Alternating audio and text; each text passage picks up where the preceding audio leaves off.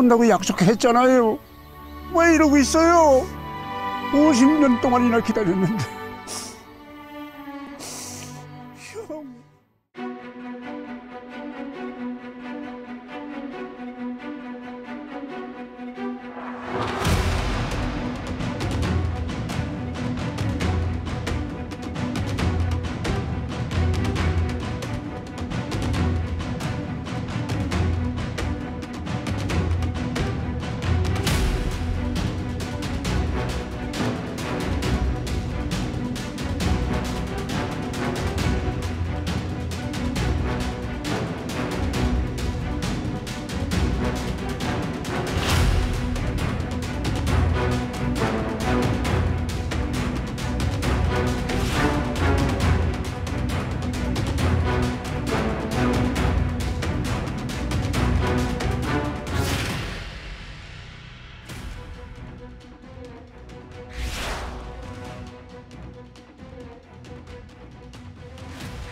제가 여러분과 함께 이야기할 주제는 전쟁과 전략입니다.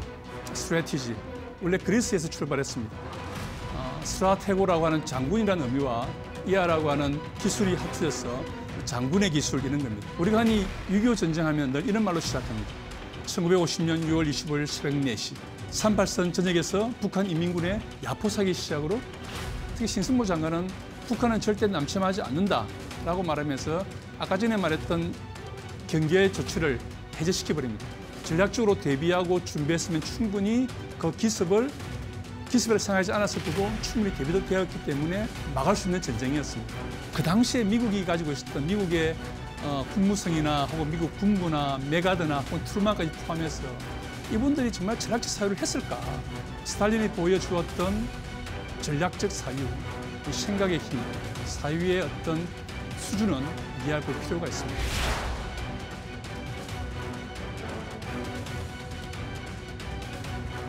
예, 위대한 생각에 오신 것을 환영합니다. 저는 중앙대 정치국학과의 최영진 교수입니다. 제가 여러분과 함께 이야기할 주제는 전쟁과 전략입니다. 전쟁에 대해서 모르는 분은 없을 겁니다. 하지만 이걸 좀 더 과학적으로 정의하려면 쉬운 일은 아닙니다. 19세기 군사 철학자 칼 폰 크라우제비츠는 전쟁을 이렇게 정의했습니다. 다른 수단에 의한 정책 혹은 정책의 연속으로 정의했습니다. 이게 무슨 말일까요? 기본적으로 전쟁이라는 것은 정책이라고 하는 어떤 목표가 가진다는 이야기입니다. 그 목표를 고려하지 않는 전쟁이라는 것은 무의미하다는 이야기입니다. 그래서 전략이 나오는 거죠. 전략적 목표를 가진 전쟁이야말로 위험합니다. 스트래티지. 원래 그리스에서 출발했습니다. 스트라테고라고 하는 장군이라는 의미와 이하라고 하는 기술이 합쳐져서 장군의 기술 이런 겁니다. 기본적으로 군대를 운영하는 그런 기술을 말하는 것이 스트래티지입니다. 여러 가지 많은 정의가 있습니다. 전략에 대해서는. 하지만 좀 아주 간편한 전략의 정의는 뭐냐면 화면에 놓아 있는 것처럼 특정 목표를 달성하기 위한 효과적인 방법이나 계획을 이야기합니다. 그 안에 뭐가 담겨 있냐면은 상대에 대한 정확한 이해를 하고 또 내가 뭘 가지고 있는지 얼마나 가지고 있는지 잘 알아야 됩니다. 손자가 병법에서 이야기했던 것이 바로 그것입니다. 지피지기라는 말이죠. 상대를 알고 나를 알아야 됩니다. 그래야 올바른 전략이 나오는 거죠. 그래서 중요한 것은 결국 전쟁에서 이기기 위해서는 이런 전략을 어떻게 잘 구사하느냐의 문제입니다. 그것이 작전적 수준이든 전략적 수준이든 어떤 수준이든 간에 자기가 가지고 있는 자원을 그것이 병력이든 무기든 잘 활용을 하고 상대방의 특징과 장단점을 잘 파악을 해서 가장 효과적으로 적을 제압할 수 있는, 좀 더 크게 말한다면 상대를 설득할 수 있는 그런 효과적인 방법을 마련해야 되는 거죠. 저는 오늘 첫 번째 시간으로 한국 전쟁에 대해서 이야기하고자 합니다. 3년간 치열한 전투가 벌어졌고요. 500만 가까운 사람들이 죽거나 다쳤습니다. 엄청난 재산 피해가 발생을 했고 어쩌면 우리는 지금 아직도 한국 전쟁에 6.25 전쟁의 상흔에서 벗어나지 못하는지 모릅니다. 올해가 특히 한국 전쟁 발발 70주년입니다. 그런 시승도 있기 때문에 또 우리가 너무나 잘 아는 전쟁이기 때문에 한국 전쟁을 숨겨져 있는 혹은 한국 전쟁을 이끌어갔던 전략적 사유가 뭔지에 대해서 한번 같이 이야기해 보도록 하죠. 첫 번째는 6.25 전쟁 정말 기습이었나. 6.25 전쟁은 1950년에 일어난 일입니다. 사실 그 당시 대한민국은 1948년 8월 10월 정부 수립했기 때문에 뭐 1년 조금 남짓한 1년 반 정도 지난 시점에 전쟁이 일어났기 때문에 상당히 당혹스러울 수밖에 없는 상황이었습니다. 우리가 흔히 6.25 전쟁하면 늘 이런 말로 시작합니다. 1950년 6월 25일 새벽 4시 38선 전역에서 북한 인민군의 야포 사기 시작으로 불법 기습 남침이 시작되었다. 너무나 많이 들었던 이야기들이죠. 뭐 불법은 불법입니다. 미리 이야기하지 않았기 때문에. 하지만 기습은 상당히 고민해 볼 필요가 있는 겁니다. 49년의 풍경을 한번 보죠. 이승만 대통령이 집권하고 이제 대통령이 취임한 이후 바로 시작했던 게 북한에 빼앗겼던 실질을 회복하겠다는 이야기를 했고 국군이 북진해서 무력으로 통일하겠다는 이야기를 수시로 내뱉었습니다. 그리고 미군에 대해서는 북진을 위한 무기를 달라고 요청을 했고요. 그런데 미군은 방어용 소구경 무기만 주고 가버립니다. 그 다음 10월이 되면 사실은 10월이 되면 이승만 대통령이나 신승무 국방장관이 아주 자신 있는 말을 합니다. 평양을 사흘 만에 점령할 자신이 있다. 사흘 점령론입니다. 남한 군대는 북진할 준비를 완료했다.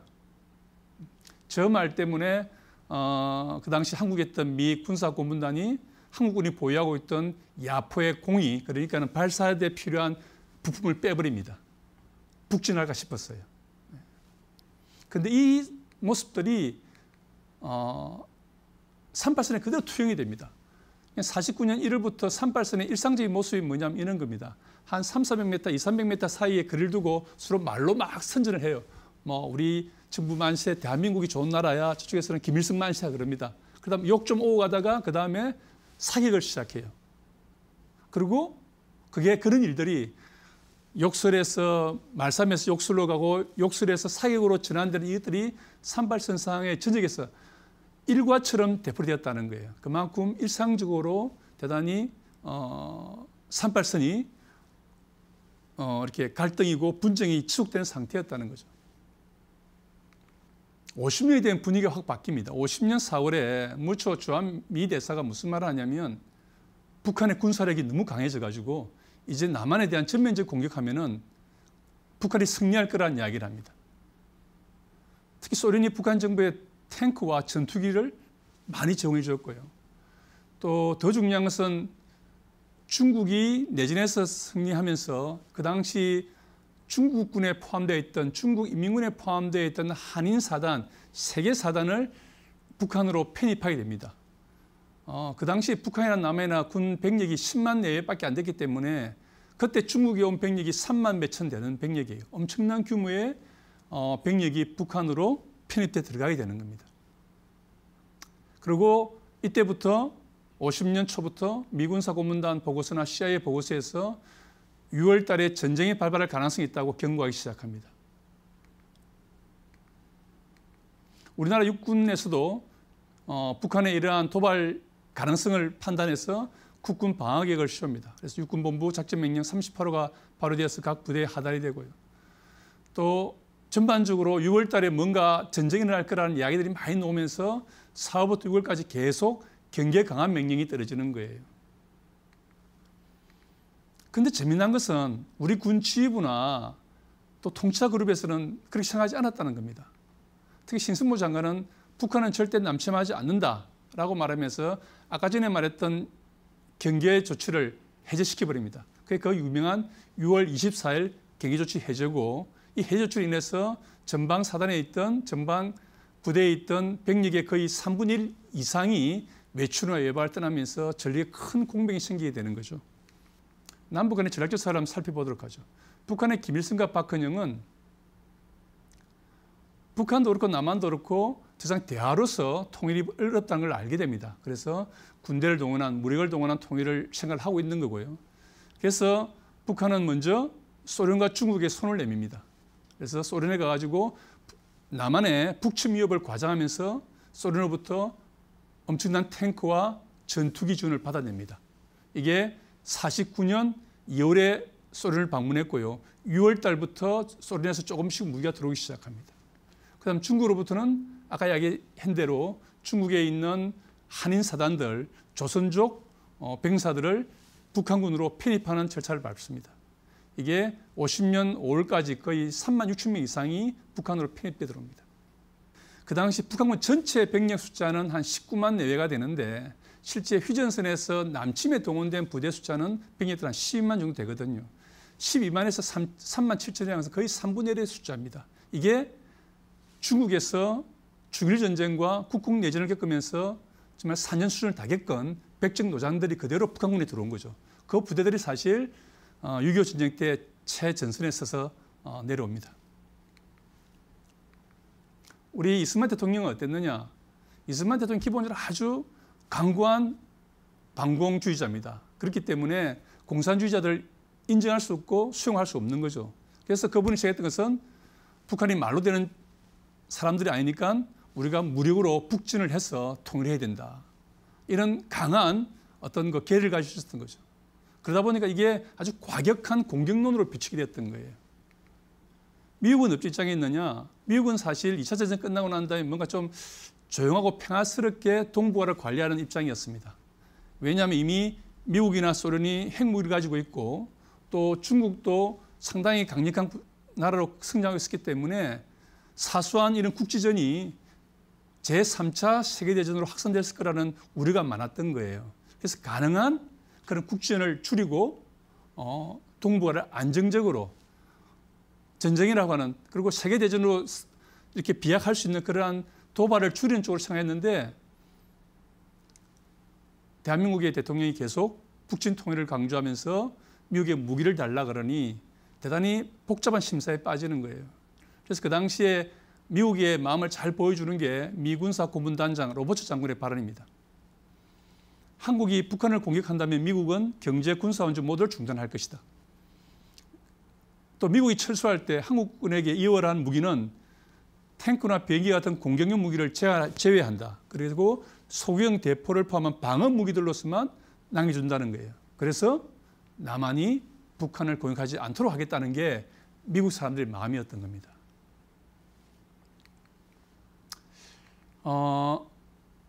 전략적 사유의 실패입니다. 이승만 대통령이 정말 무력으로 북한을 점령을 했다면 미국을 이해시키고 납득시켜서 미국으로부터 불안하지 않게 만들어서 군사 지원을 받아냈어야 되는 거였거든요. 그리고 미국으로부터 군사 지원을 받지 않더라도 북한의 군사력 정진에 대비해서 또는 북한의 남침에 대비해서 철저하게 대비 태세를 갖춰야 되는 거였습니다.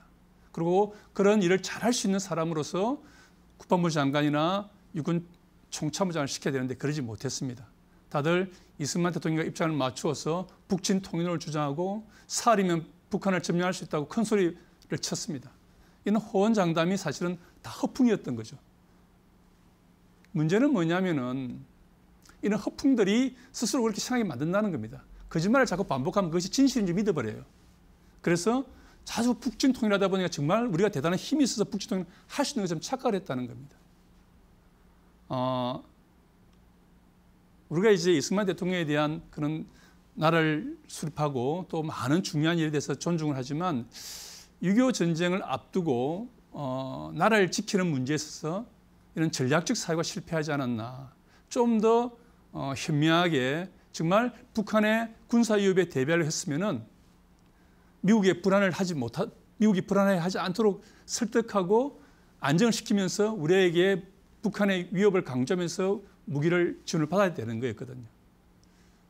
그래서 사실 어떤 그 반공 정신이나 이런 전사적 계리는 대단히 탁월한 분이고 투출한 분인데 이런 어떤 그 대단히 복잡한 전략적 상황 속에서 지혜는 발휘하지 못한 게 아닌가 그런 아쉬움이 남습니다.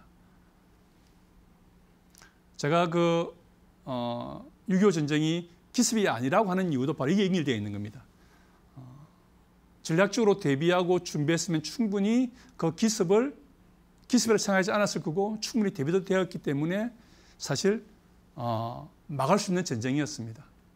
그 전쟁을 막지 못함으로써 중국군 포함해서 500만 이상의 사람들이 죽거나 다치고 엄청난 재산 피해를 입었던 그런 전쟁이 발생한 거죠.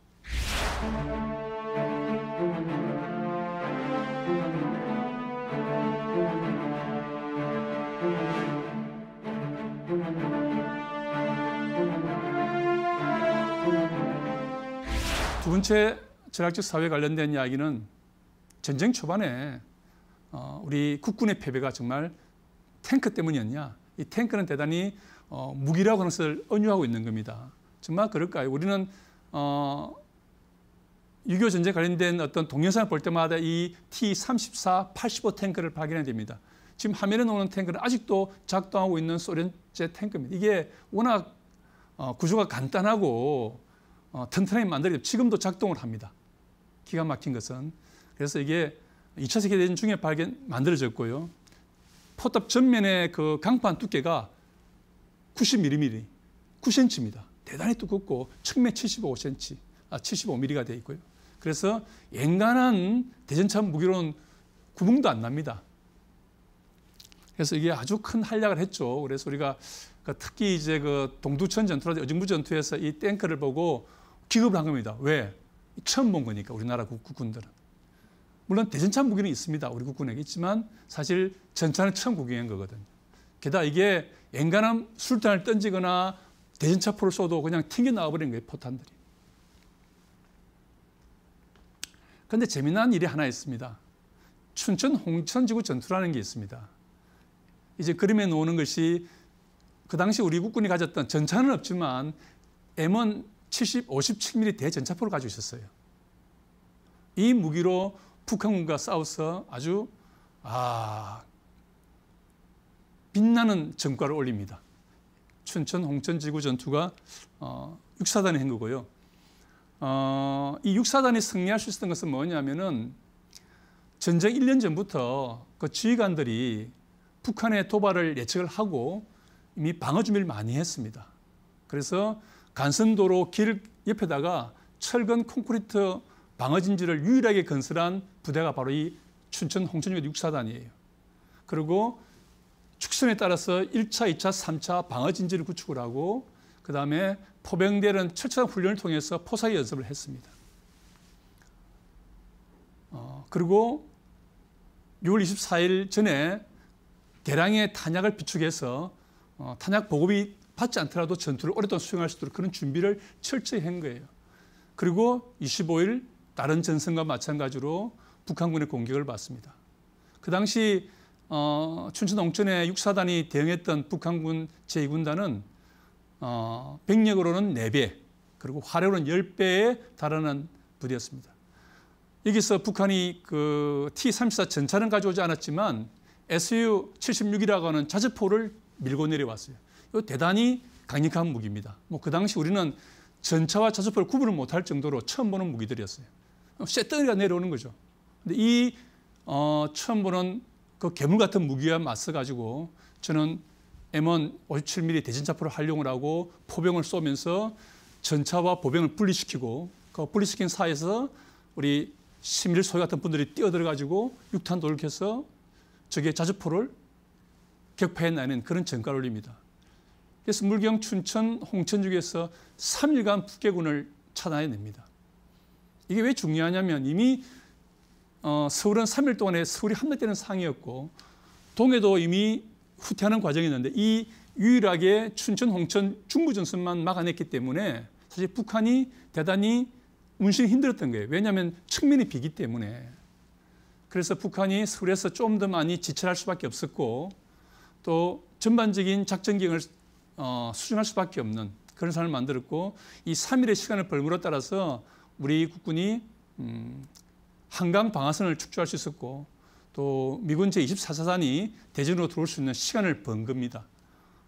사실 이거 시간을 번 것도 중요하지만 더 중요한 것은 이 춘천 6사단이 무장이나 무기를 보면은 서부전선에 있던 부대와 큰 차이가 없어요.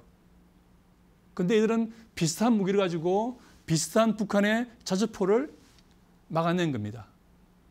어떻게 해요? 철저한 준비와 훈련, 대비를 통해서 막아냈다는 거죠. 그래서 이것이 이야기해 준 것은 무슨 이야기냐면 전쟁을 어떻게 이해하고 준비하느냐에 따라서 사실 무기가 좀 나쁘더라도 병력이 좀 모자라도 충분히 싸울 수 있다는 거예요. 그게 이 춘천, 홍천 지구 전투가 보여주는 전략적 사회의 핵심입니다. 그래서 탱크는 중요한 게 아니다. 저는 우리 일부 사람들이 너무 전차를 강조하면서 우리가 한국군이 아주 전력이 약해서 너무 무기가 빈약해서 전쟁에 졌다고 한 주장들을 잘 이해하기 힘듭니다. 왜냐하면 전사의 많은 승리들은 다 전력의 현격한 열쇠 속에서 이기거든요. 우리 이순신 장군, 또 권율 장군, 누구든지 전력이 뛰어나서 이긴 전쟁은 하지 않습니다.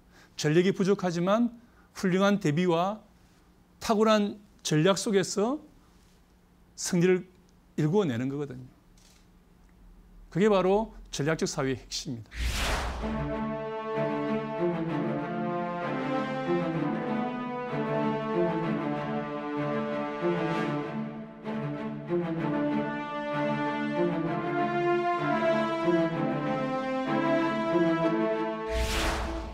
이 스미스 기동 타격대 중미령 전투 이걸 제가 보여드린 이유는 이 바주카포가 2.3인치 바주카포인데 이게 이때가 이 그림 자체가 바로 스미스 기동 타격 TF가 오산 중미령에서 싸우던 그 모습 그대로입니다. 그때 비가 내려가지고 우비를 입고 있었어요. 근데 이걸 쏘니까 T-34 탱크에 튕겨 나가 버리는 거예요. 그래서 그때 이 상을 본 그 페렌바흐라는 사람이 한국 전쟁에 대한 책을 써서 이렇게 써놨습니다.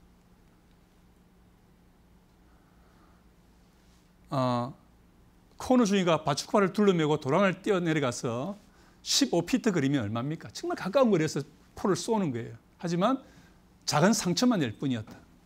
계속 22발의 로켓을 발사했지만 아무 피해를 주지 않았다네. 그리고 이 T-34 전차가 그냥 훅 지나가 버립니다. 이게 왜 제가 이 이야기를 하냐면 이게 미국도 사실은 아무 준비가 되어 있지 않았던 거예요. 우리만 준비가 되어 있지 않았던 게 아닙니다. 미국이 아까 뭐라 말씀드렸습니까? 북한이 남침하지 않을 거라 그랬죠. 남침하지 않을 거니까 북한을 막아낼 준비를 하지 않았던 거예요. 그리고 북한 T-34 전차가 이미 출동하고 있는 상황에서 그것을 막으라고 보낸 기동타격대 스미스 TF가 가진 무기가 전혀 소용없는 걸 보낸 겁니다. 이만큼 미국도 생각하지 않았다. 적어도 이 정도 보내려면 북한이 어떤 무기를 가지고 있고 어떤 전차가 기동되니까 어떤 전력을 갖추어야 그래도 좀 더 잘 싸우고 좀 더 시간을 많이 벌 수 있겠죠. 그러지 못하고 대단히 험하게 많은 이 400명 중에 상당히 많은 병력들이 북한의 포로가 되어서 아주 오랫동안 고생을 합니다. 다 군지부나 통수사들이 상에 대한 정확한 이해, 전략적 사유를 못했기 때문에 발생한 일들이죠. 네 번째는 대부분이 모르는 이야기입니다. 이거는 최근에 이제 연구에서 최근에 중국 쪽 자료가 나오면서 이제 많이 발견된 건데 전쟁 초기 7월 상황에서 북한이 소련에 대해서 병력이나 무기 지원을 요구하고요. 이때 중국이 참전하겠다고 났습니다. 근데 스탈린이 못하게 합니다. 좀 재미나지 않습니까? 7월 10일 날 모 대통령이 만약 북한이 원한다면 중국이 군대를 파견하겠다. 지금 이미 30만 명 4개 군단이 북방에 준비되어 있다라 이야기를 합니다. 그리고 언제까지 해답을 달라 이런 이야기를 합니다. 그리고 사실 바로 이어서 김일성도 중국 등 소련에 대해서 이제 보낸 전문입니다. 인민민주주의 국가들이 군대를 파견해 줄 것을 요청을 합니다. 왜냐하면 이제 이게 이 시점이 언제쯤 되냐면 중미령 전투가 지나고 그다음에 대전 전투를 하면서 미군을 발견하게 된 거죠. 미군이 참여했다는 걸 알게 되면서 북한도 위기감을 느낀 겁니다. 왜냐하면 북한이 기본 전략이 뭐였냐면은 미군이 한반도에 들어오기 전에 전쟁을 끝낸다는 거였거든요. 근데 그게 그들이 설정한 날짜가 한 달인데 이건 뭐 한 5일 만에 그 10일 만에 미군이 벌써 오산까지 들어오고 벌써 대전 지역에 사단급 부대가 들어와서 이제 북한과 싸우기 시작하는 거예요. 그리고 이미 전투기들은 남한 상공에서 제공권을 장악하고 북한을 위협하기 시작합니다. 이 순간에 김일성이 생각하는 거죠. 지금 북한의 전력만으로는 힘들다. 그래서 소련에는 항공기의 지원을 부탁을 하고 중국에 대해서는 병력 지원을 요구합니다. 근데 재미난 게 스탈린이 아무 말 안 해요. 8월 26일 날 급해진 김일성이 다시 스탈린의 전문을 보냅니다. 중국 동지들에게 병력 파견을 요청하는 문제를 저희들이 공식으로 논의하겠습니다라고 이제 이렇게 논의한다는 것은 그렇게 해서 요청하겠다는 거예요. 그러니까는 이때사 우리 스탈린 큰형님이 답시를 보냅니다. 독자적으로 싸울 것. 우리는 러시아 혁명 때 더 힘들게 싸웠다. 그러면서 완곡한 반대 의견을 냅니다. 왜 그랬을까요? 7월 상황을 생각해보면 만약에 그 당시에 중국의 항일 투쟁의 경험이 있는 국군 내지는 경험이 있는 그 부대 한 사단 3개나 4개만 내려갔어도 사실 휴전선의 균형은 깨졌을 겁니다. 그리고 지구상의 대한민국은 나는 사라져 버렸을 거예요.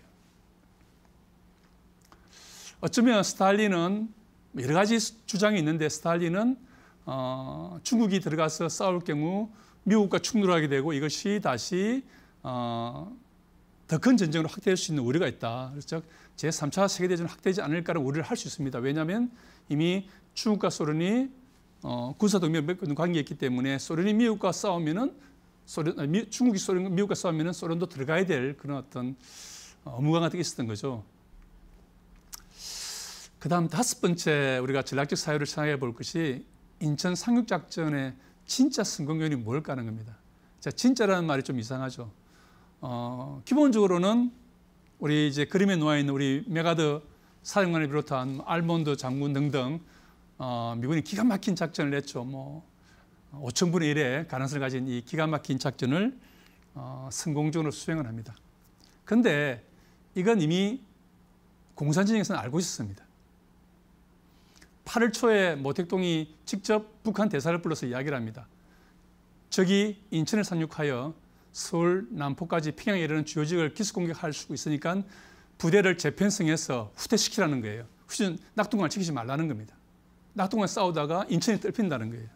이걸 한 번만 이야기한 게 아니고 그 다음에 또 그러니까 김일성은 우리 지금 미국은 전력이 없어서 그렇게 상륙부대를 상륙작전을 하지 못할 거라 이야기를 해요. 그런데 9월 10일 날 주얼레가 다시 북한군이 전략적 후퇴를 검토하기 바란다는 대단히 경직되고도 명령조의 전문을 보냅니다. 김일성, 나는 결코 후퇴를 고려해 본 적이 없소라고 이런 주에 거절해버립니다. 이제 그 결과는 우리가 너무 잘 알고 있는 겁니다. 사실 미국에서 5,000분의 1 이런 가능성을 이야기했던 것은 무슨 거냐면은 이전에 이제 노르만디 상륙작전 때처럼 방어군이 제대로 상륙작전을 대비한 방어선을 구축했을 때 이야기입니다.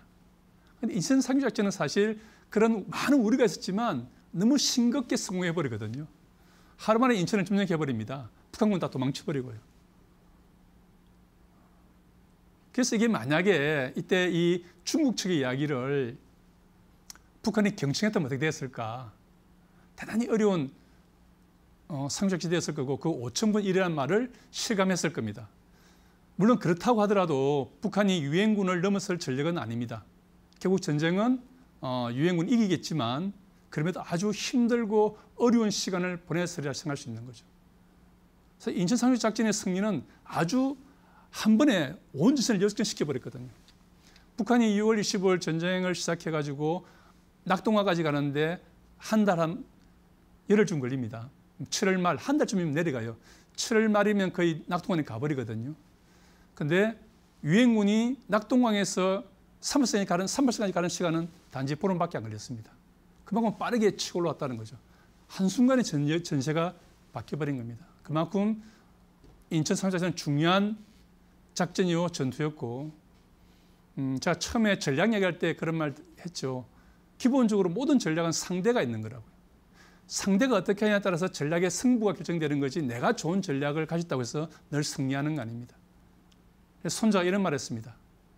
패배하지 않는 것은 나의 목이지만 내가 승리하는 것은 적에게 있다. 가성제적이라는 말을 했어요. 적이 도와줘야 됩니다. 적이 쏘아줘야 되는 거죠. 인천 상륙작전이 성공했던 것은 김일성이 너무 고집을 부렸고 낙동강 전선에서 뭔가 성공할 거라고 생각했던 겁니다.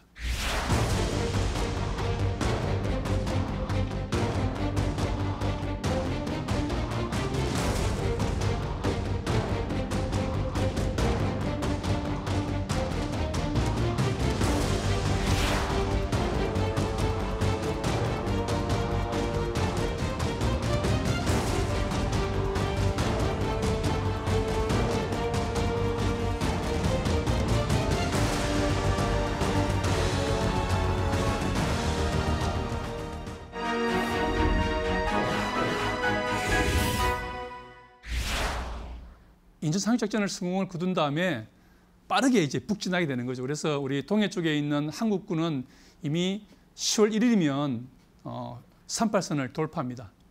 그런데 문제는 유엔군이었어요. 유엔군은 유엔 계량을 통해서 38선까지만 이렇게 38선을 넘어 내려온 침략군을 격퇴해서 38선 위로 보내면서 원상 회복하는 게 유엔군의 목표란 말이에요. 근데 상이 달라져 버린 겁니다. 상이 달라지니까 이제 고민이 시작되는 거죠. 사실 미국은 이미 7월부터 이 문제를 고민해가지고 이미 8월이면 북진을 결정을 내립니다. 서울 수복을 9월 28일 하고 국군이 38선 돌파하는 게 10월 1일이고요. 그 다음에 10월 7일 날 유엔에서 이제 유엔군이 38선을 돌파할 수 있는 결의안을 통과시킵니다. 그래서 국군이 이제 유엔군도 10월 7일, 8일부터 북진을 시작해서 지금 그림에 있는 대로 아주 북으로 빠르게 올라가게 됩니다. 문제는 이 38선을 이제 넘어가는 북진도 문제지만 중국군이 계속 강조해 왔던 겁니다. 만약에 유엔군이 38선을 넘어 올라온다면 우리는 결코 좌시하지 않겠다. 심지어 주얼레는 어떤 말까지 하냐면 원자폭탄을 떨어뜨린다 하더라도 수백만 명이 죽더라도 우리 중국 인민들은 결코 미 제국주의에 굴하지 않고 싸울 것이다. 계속 경고를 보내요. 근데 6.25 전쟁을 예측하지 못했던 또 미국의 지휘부나 또 미국의 국무선 담당자들은 저거는 중국의 허풍일 거야. 결코 중국이 오지 못할 거야. 왜냐하면 중국은 공군도 없고 해군도 없고 자기들이 어떻게 전쟁한다는 거야. 이렇게 착각을 합니다. 그래서 중국이 안 올 거라고 생각했는데 10월 25일부터 중국군과 만나게 되는 거예요. 그러면서 이제 대단히 이제 복잡해진 상황이 됩니다. 그래서 일단 중국군을 만나게 되니까 유엔군도 주춤하며 서게 되고요. 중국군도 활동을 중단합니다. 재미난 것은. 그래서 10월 20일부터 11월 7일부터 중국군이 활동을 하지 않습니다. 전투를 하지 않아요. 그래서 이제 고민에 빠진 거예요. 유엔군이 계속 갈 것이냐, 멈출 것이냐. 중국을 잘 아는 영국이 완충 지대안을 냅니다. 더 이상 올라가지 말고 여기에 있는 가장 잘륙한 부분, 이게 이제 한반도의 목이라고 불리는 부분입니다. 이 목의 부분에서 유엔군은 멈추자. 여기서 멈추고 이 이유는 한국군만 올라가게 하자고 완충 지대안을 제안합니다. 근데 미국은 어떻게 생각하느냐? 중국이 허풍을 떨고 있을 거야. 그리고 중국은 결코 지금 우리가 아무리 정찰해봤지만 중국의 대규모 중국군이 북한에 왔다는 증거는 없다. 그리고 설령 온다 하더라도 우리의 공군력으로 충분히 취합이 가능할 거다라고 과신을 하면서 오히려 미국은 월경 추격권, 그러니까는 원래 유엔군도 계속 38선에서 그 다음에 북한지 갔을 때도 한만 국경, 그러니까 중국과 한국이 있는 국경 이후로는 비행기 가지 않았습니다. 왜냐하면 그 가는 순간 이미 침략이 되기 때문에. 근데 이게 그 당시 이미 이제 중국이 참전하는 것을 계기로 해서 또는 조건으로 소련이 대규모 비행사단을 중국에 파견한 상태고 이 소련 미국이가 이제 소위 북한 지역에 출몰하기 시작을 합니다. 이때 처음으로 소련의 미그 15기하고 미국의 세이버 전투기가 제트 전투기끼리 공준을 벌이는 그런 상황이 발생을 하죠. 그래서 미국 입장에서 보니까 매일 한만 국경에서 내려왔다가 미군이 따라오면 도망쳐버리는 이러한 이제 그 중공군 혹은 이제 사실 정확하게 말하면 소련 항공기를 전투기를 잡기 위해서 월경 추격권을 갖는다고 영국에 통보를 해요. 점점 일은 복잡해지고 있는 겁니다. 영국 입장에서는 좀 전쟁을 축소하고 평화적인 방법으로 휴전을 가려고 하는데 미국은 계속 이미 시작된 전쟁을 끝까지 가려고 하는 거예요. 그래서 우리 인천 상륙작전을 성공했던 이 메가더 사령관이 10월 24일자로 크리스마스 대공세를 결단을 내립니다. 사실 그 당시에 메가더의 결정을 아무도 거부할 수가 없는 상황입니다. 올해 워낙 고참이고 최고 고참이죠. 트루만이 중대장 할 때 참모총장인 사람이니까요. 그리고 인지상륙작전을 1기에 성공함으로써 전세를 완전히 뒤바꾸고 난 사람 아닙니까? 이런 거의 신에 가까운, 군신에 가까운 메가드 이야기를 반대할 사람이 없는 거죠. 메가드가 중국군은 우리의 항공력으로 충분히 장악할 수 있으니까 11월 24일부터 대공실에서 한 달 안에, 즉 크리스마스 전에 집에 간다. 한 달 만에 북한을 완전 점령하고 전쟁 끝내고 집에 가도록 하자. 사기 충전했죠. 유엔군들이. 야, 이제 크리스마스 집에 간다. 크리스마스 전에. 하지만 우리가 잘 알다시피 대참패를 하게 됩니다. 서부전선, 중부전선 모두 전선에서 중공군에 의해서 포위, 섬멸되는 거죠. 그때 그 유명한 전투가 바로 장진호 전투 아닙니까? 사실 장진호 전투는 너무나 단순한 진군 행로를 가졌고 미군이 그다음 이 진군 행로를 그대로 고스란히 감싸 안는 구대 전략이라고 그러죠. 포대기로 싸는 전략을 중국군이 편 거예요. 그러니까 물론 병력상의 차이는 좀 있습니다. 그 당시에 크리스마스 대공세에 참전했던 유엔군이 10만이고 중국군이 25만쯤 됩니다.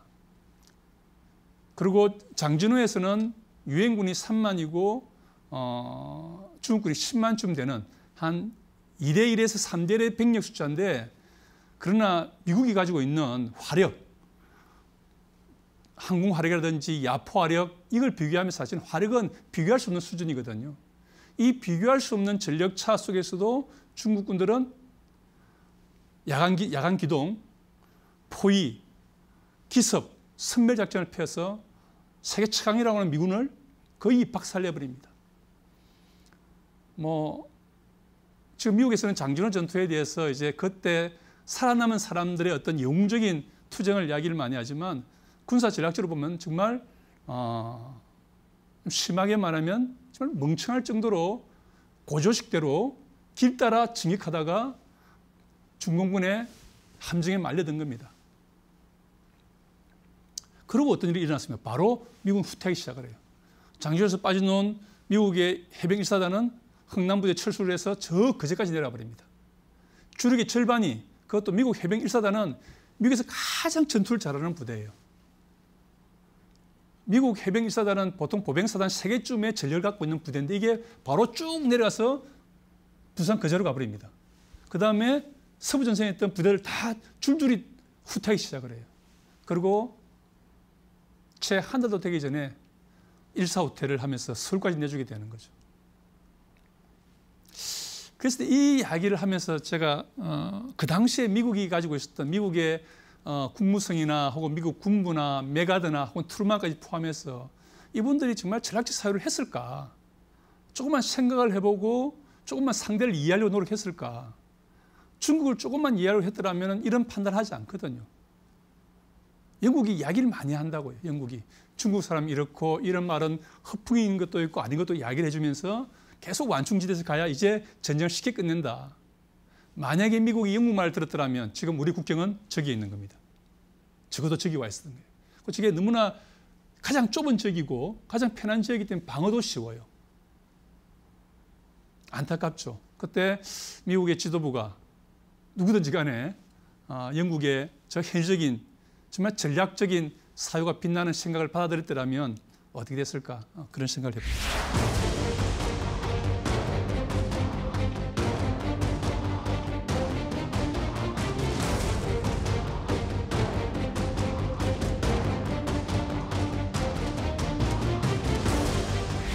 전략적 사유는 휴전 협정에 관한 이야기입니다. 우리도 그냥 이야기를 할 때 전쟁은 1년밖에 안 하고 나머지 2년은 휴전 협정에 다 걸렸다 그러죠. 그때 했던 전투가 다 우리 영화 고지전에 나오는 그런 모습들이죠.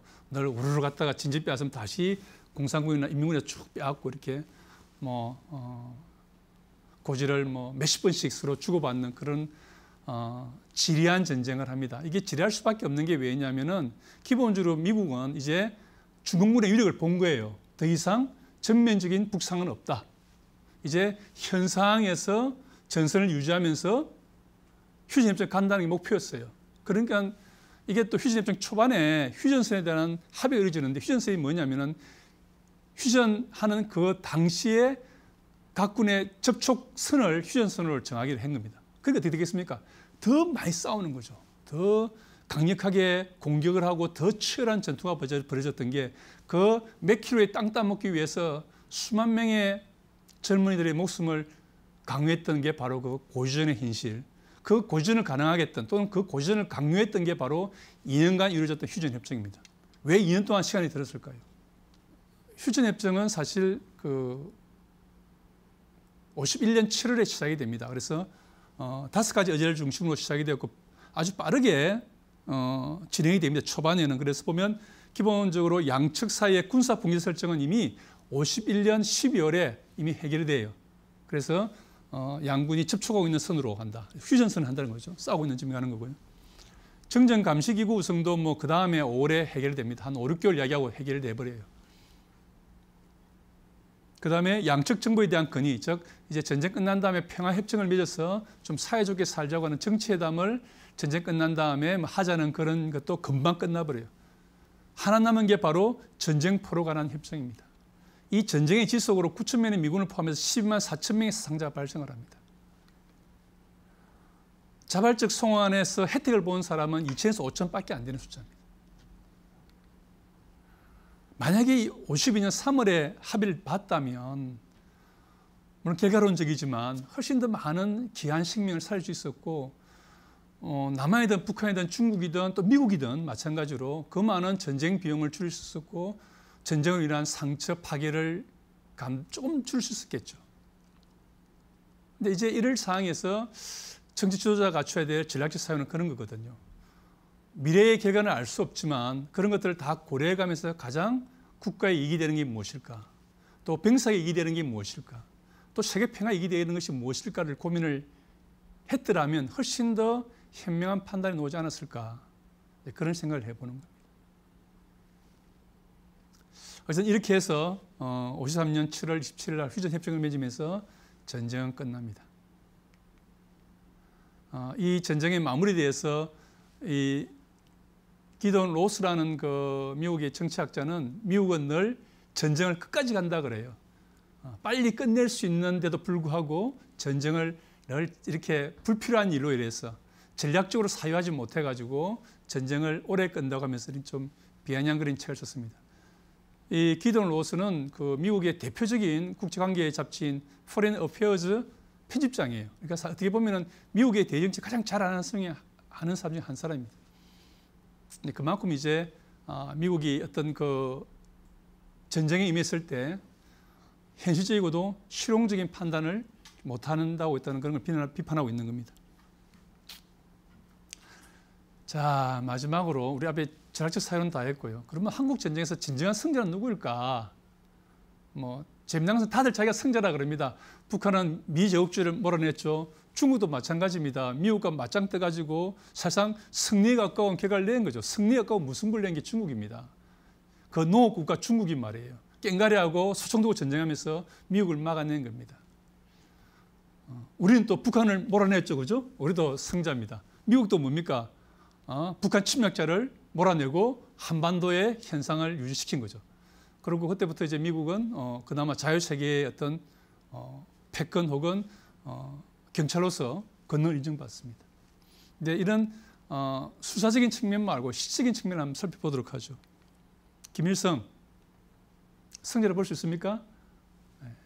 어떻게 보면 전략적인 행위로 보면 김일성은 초반 자기가 의도한 대로 전쟁을 일으키기까지는 성공한 것 같아요. 근데 그 다음부터는 다 패착입니다. 그런데 7월에 중국이 참전했을 때 강력하게 자기가 좀 스타트를 이야기해서 중국의 참전을 이끌어냈으면 전쟁은 승리로 끝났겠죠. 그 다음에 인천상륙작전을 막기 위해서 병력을 이동하라는 모태동의 이야기를 들었더라면 좀 더 나아졌겠죠. 뭐 여러 가지 측면에서 사실 김일성도 승자라 보기 힘듭니다. 우리 이승만 대통령,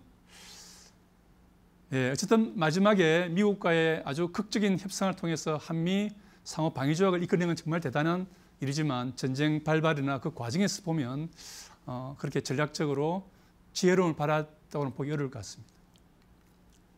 트루만, 아까 말씀드린 대로 자기의 소신과 원칙에 따라서 평화협정을 2년 동안 끌은 사람입니다.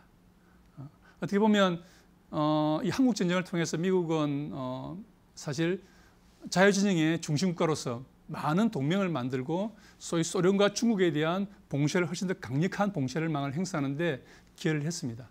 하지만 사실 불필요한 전쟁이었고 막을 수 있는 전쟁을 막지 못함으로써 미국이나 또는 남북한이나 중국이나 엄청난 인명피해를 가져왔고 엄청난 비용을 지불할 수밖에 없었던 그런 점에서 승자라 보기 어려울 것 같습니다. 모태동은 사실 어떻게 보면 대단히 상징이고 정치적 입장에서는 승자라 볼 수 있습니다. 왜냐하면 이 모택동이 중국군이 미군과 싸워 이길 때 대만에 있는 중국인이 환호했다는 겁니다. 왜? 자기 민족이기 때문에. 우리 중국인이 이제 커가지고 미국과 맞짱을 뜰 수 있구나. 그렇게 기뻐했다는 거예요. 그게 민족 감정이거든요. 그런 민족 감정을 틈타가지고 정말 학고부동한 제1인자로서의 지위를 분명히 굳혔죠. 그런데 전쟁에서 자기 큰아들을 비롯해서 많은 중국인이 목숨을 잃었고 엄청난 재산상의 피해를 가져왔습니다. 또 중국이 꿈꿔왔던 대만의 해방이라든지 서방과의 관계 정상을 통한 경제 발전도 상당히 20년 이상 늦을 수밖에 없었죠. 그런 면에서 승자라 보기 어렵겠습니다. 마지막 한 사람이 있습니다. 스탈린이 남아 있습니다. 스탈린은 사실 그냥 무기, 비행기 좀 대주고 탱크 대주고 북한을 부추겨서 혹은 전쟁하는 북한을 이제 격려해주면서 판을 만들었습니다. 만들어서 북한 혼자 전쟁하지 못하도록 중국을 끌어들였죠. 그래서 중국이 참전한다는 약속을 받고 북한이 전쟁을 일으키도록 했습니다. 그리고 전쟁이 바로 끝나는 것이 아니고 미국의 참전으로 지략이 늘어졌을 때 미국과 중국이 같이 싸우도록 만들면서 사실 크게 보면 가장 강력한 경쟁자이자 즉승국이 미국이 다른 지역에 관심을 돌리지 못하도록 붙잡아 두었고요. 엄청난 전비를 부담시킴으로써 미국에 힘들게 만들었습니다. 중국 또한 마찬가지입니다. 중국도 새로운 국가로서의 길을 나가는 것을 막아버렸죠. 오히려 공산권의 트랩에 확 들어오게 만들었고 소련의 지원이나 도움 없이는 성장하기 어려운 상태로 만들어버림으로써 소위 아시아에서도 소련의 공산진영에서 패권을 확고히 굳힌 거죠. 한 가지 스탈린이 예측하지 못했고 혹은 예상하지 못했지만 스탈린의 부정적인 결과가 나온 것은 이 한국 전쟁이 냉전 체계를 확고히 굳힘으로써 소위 공산진영도 공산진영만큼 단결되었지만 자유진영도 그보다 훨씬 더 강력하게 단결했습니다. 이미 전쟁 중에 미일 상호방위조약이 만들어졌죠. 그다음 전쟁 끝나자마자 한미 상호방위조약, 그다음에 필리핀, 뉴질랜드, 오스트레일리아의 상호방위조약이 만들어졌고 또 이 전쟁을 빌미로 해서 독일의 재무장이 가능해집니다. 사실 한국 전쟁의 가장 큰 수혜자가 일본이라고 한다면 아시아에서 일본이라고 한다면 유럽에서는 독일입니다. 독일도 일본만큼 많은 전쟁 물자를 공급함으로써 소위 전쟁 이후에 패전의 폐허에서 벗어날 수 있는 길이 열렸고요. 또 재무장이 거의 사실상 기정사실화됨으로써 소위 정상국가로 갈 수 있는 기회가 열린 거죠. 그런 맥락에서 본다면 냉전체계 구축이라는 측면에서 보면은 스탈린이 약간의 마이너스가 있지만 큰 틀에서 본다면 새롭게 구축되는 냉전체계에서 미국의 힘을 묶어두고 또 새롭게 부상하는 중국을 자기 권한권에 둠으로써 아마 진정한 대전략의 승자는 스탈린이 아닌가 싶습니다. 물론 그렇다고 해서 우리가 스탈린을 좋아한다거나 그런 건 아닙니다. 스탈린이 했던 많은 잘못과 그 반문명적 행위에 대해서는 기억을 해야 되고요. 하지만 스탈린이 보여주었던 전략적 사유, 이 생각의 힘, 사유의 어떤 수준은 이해할 필요가 있습니다.